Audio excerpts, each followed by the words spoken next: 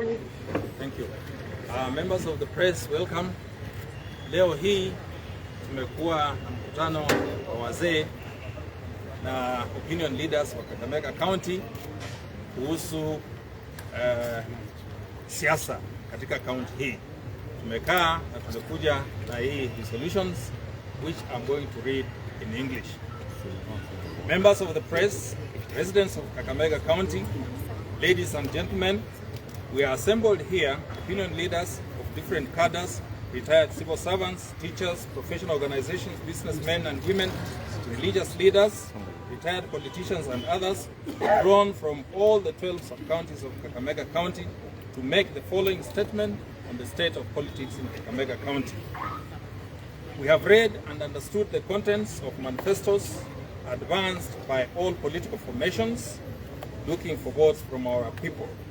Specifically, we have interrogated the aspirations and advanced by Azimio la Umoja, One Kenya Alliance formation, and aspirations of the Kenya Kwanza coalition, and would like to give direction to our people as follows. 1. We note that the Kenya Kwanza coalition has deposited at the Registrar of Political Parties a pre-election agreement between the member parties. In that agreement, it has been put in writing that ANC and Ford Kenya collectively have a stake of 30% in the Kenya Kwanza government. Comparatively, we note that Azimio la Umoja, One Kenya Alliance, has not expressly shown the stake in government that our people in Kakamega will get. It's difficult to know what specific benefit the region and county of Kakamega stands to benefit in the event that this coalition takes government after the election of August 2022. 2. We note that the Kenya Kwanza coalition agreement above mentioned, they have earmarked the revival of Mumias Sugar Company as a key agenda.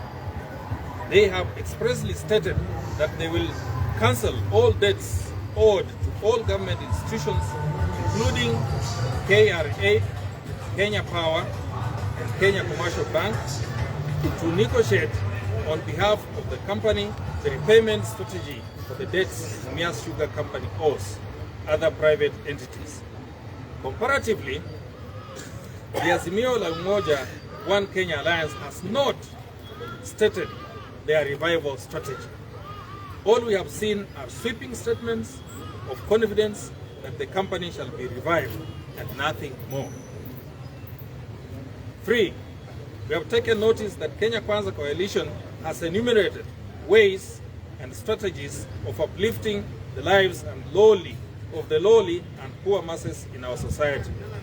They have committed verifiable amounts of money to support and invest in small and medium-scale businesses and ventures within Kakamega. They have agreed to set aside specific amounts towards specific sectors of the economy within Kakamega County. Comparatively, the Azimio la Umoja One Kenya Alliance have not enumerated specific remedies and incentives to specific segments of the economy in Kakamega. All we have seen are roadside declarations, clothed in generalities of how they will revive the economy of Kakamega.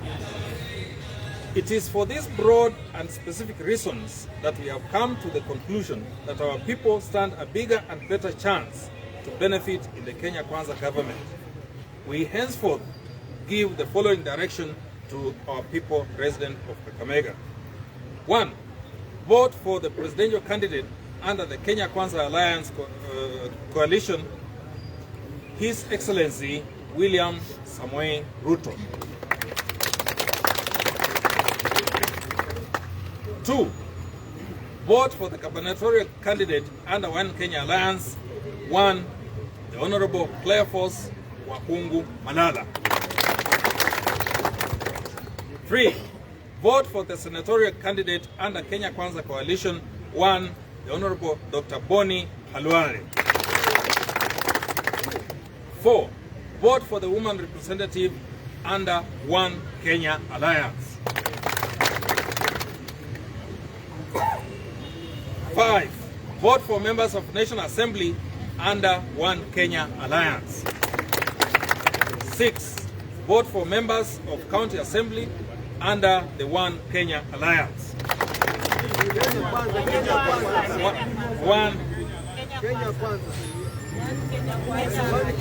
Kenya Kwanza Alliance. Sorry. There was let me correct this one. Under Kenya Kwanza Alliance. Thank you so much. We have tremendous confidence that the coalition will form the national government and the county government.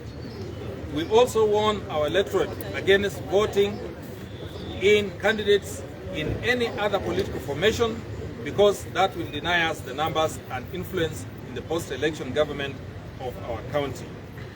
Thank you, and may God bless you all. You have not introduced yourself. You have not introduced yourself. Oh, my name is Dr. Philip Mkonyi, a Kenya Kwanza supporter. He's also a professor at the University of Masina Muliro. Thank you very much.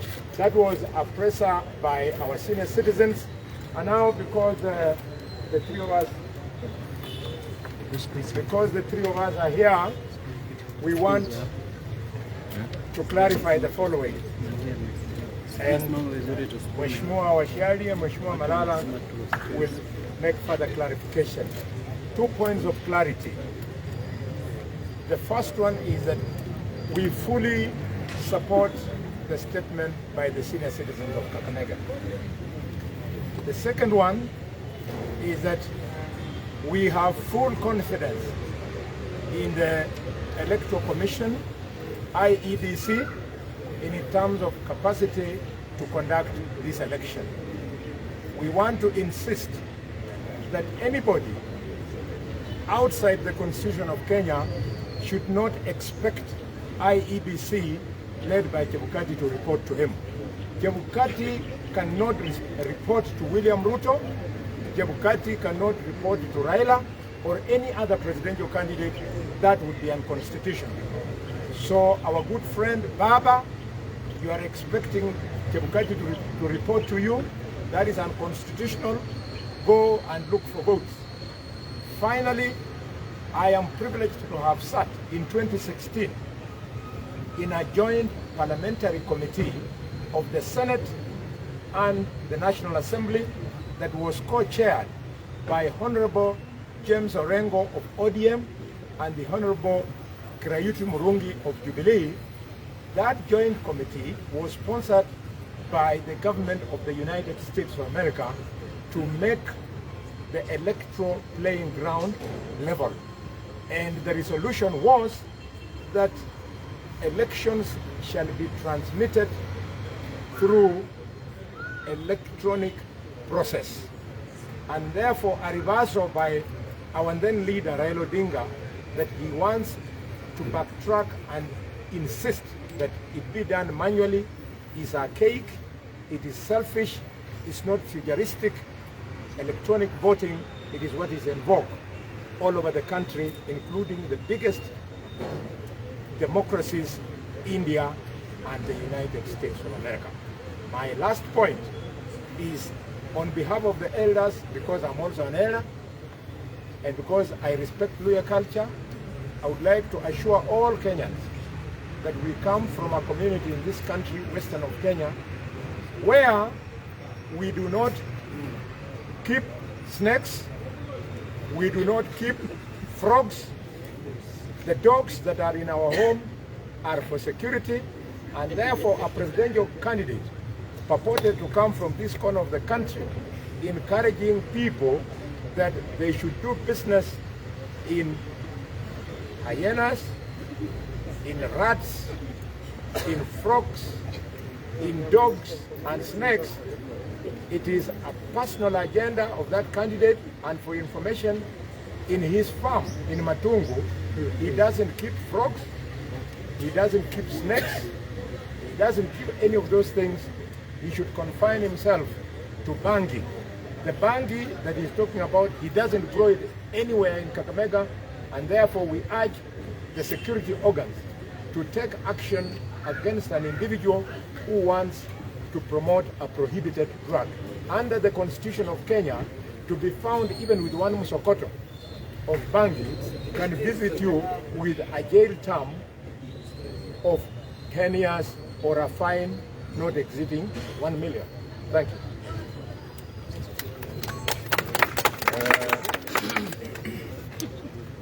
I want to take this opportunity to thank the senior citizens of Kakamega County for coming up with the decision they have come up with. That decision is in line with what us, the political leaders, have been talking about. And maybe just quickly to also add that it is true what they are saying, that the people of Kakamega and Western as a whole are not going to vote for Tinga. It is true, because even Tinga himself has realized. That's why the Tinga who has not been visiting villages today is currently visiting a village in Malava. In fact, actually 2 villages. The Tinga who has been just coming to Kakamega and collecting 95% of the Western vote, today, tomorrow, he will be in another village in Mumias East. That means clearly that it is not the Tinga who used to control masses in Western, and therefore we are looking forward to a day when Tinga and his team will get nothing in terms of votes coming from this region. And I just want to also add quickly that it is true that from the way we have been voting as the people of this region, we have lost a lot in terms of representation in government. And that's why these people have come out to change their way of voting so that we benefit from the government of Kenya Kwanza, which will be led by President William Samoei Ruto at the top, and in the Kakamega County, the government which will be led by Cleophas Malala, because these side shows has not helped us much, and we are looking forward to an overhaul in these 2 governments so that the people of Kakamega can benefit from the leadership of Kakamega County and the national government. Thank you very much. Na Mungu awabariki sana. I just want to reiterate what my colleagues have said. 31 days to the elections. As leaders of this region, we want to state categorically that it is a high time we give our people direction. And the direction our opinion leaders have given us, we are going to follow the resolution of today's meeting diligently. But one among the resolutions that have touched my heart, the big question our people should be asking themselves, what is our stake in the 2 political formations we have right now? In Kenya Kwanza, it is very clear that the people of Western region have got a tangible stake in government. We've been given 30% share in government, not only in appointing positions, but also in development. We have also deposited an agreement which entails 1,000 kilometers of new tarmac roads in our region. These are things that we have not been experiencing in the previous dispensations, and we want to urge our people. We have a stake in Kenya Kwanza. Kindly, on 9th August, wake up, go vote in the Kenya Kwanza government, and you will not regret. So we are affirming our support to our presidential candidate, who is William Samoei Ruto. We also know that we are supposed to deliver 70% of the votes to the Kenya Kwanza government. We have agreed that we are going to even surpass the 70% target. If we've been given Raila Odinga 85%, why should we not give William Ruto, who has tangible deliverables for our community? So we want to say that we are going to work with all our grassroots leaders to ensure that we deliver more than 70% to the Kenya Kwanza government. Lastly, today, as a gubernatorial candidate, I want to announce that my competitor, who is Honorable Samuel Mukoko, has a running mate by the name Dr. Marani, who has today defected and joined us and joined my aspiration as governor of Kakamega. It is now official that Honorable Samuel Mukoko has no running mate.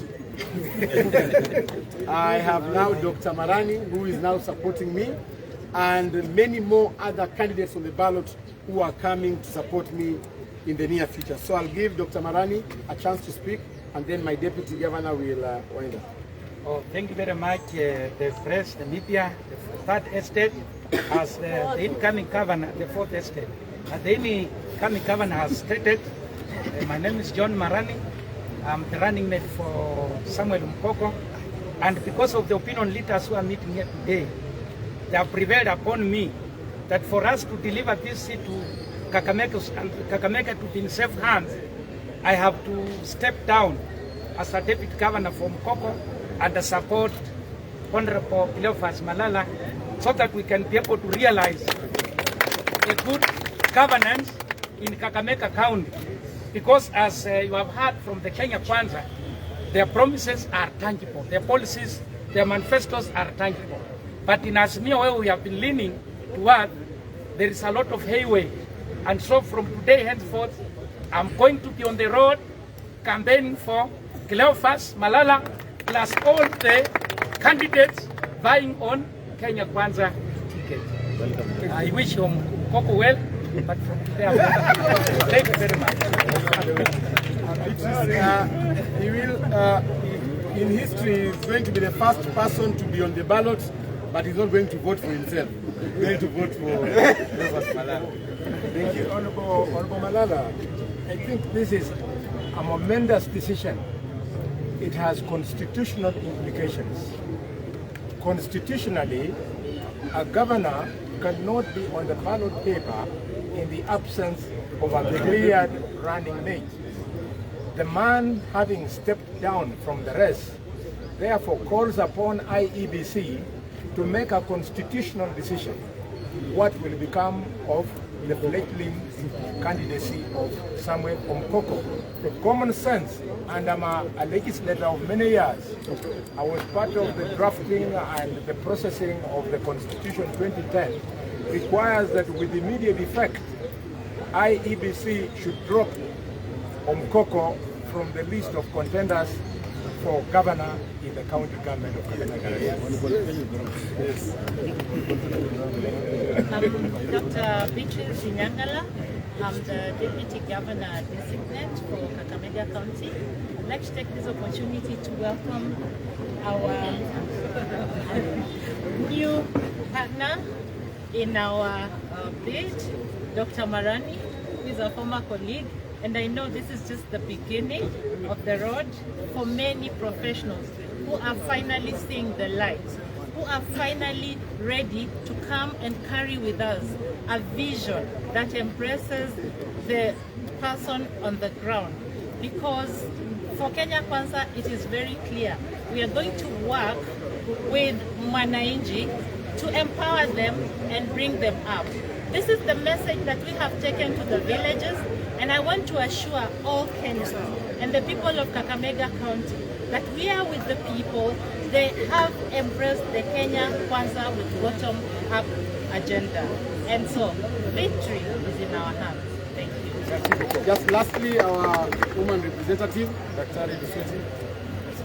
My name is Dr. Consolata Lusweti, and we are so happy just to come out and confidently say that we as Kenya Kwanza, we are urging all the citizens, especially from Kakamega County, to come and let us join hands and support Kenya Kwanza, because we have the real manifesto that would help the Mwanainchi and the economy of Kenya grow. For the professionals, I'm also a professional. We have a very good manifesto for the professionals that is going to uplift our working standards.